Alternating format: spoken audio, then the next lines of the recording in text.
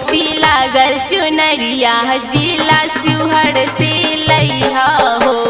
ए ननदो मोती लागल चुनरिया जिला शिवहर से लइहा हो।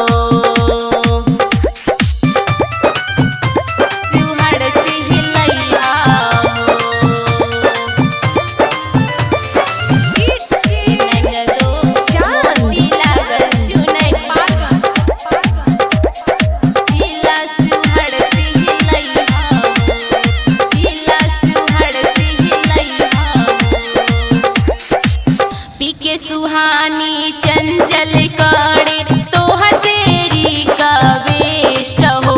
नंद तो हसेरी का वेष्ट हो।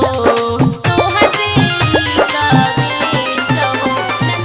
जाई बजरिया चुनर ले आई सबसे सुपर वेष्ट हो। नंद सबसे सुपर वेष्ट हो।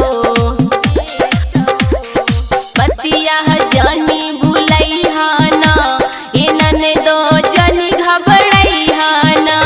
ए ननदो मोती लागल चुनरिया जिला शिवहर से लइहा हो।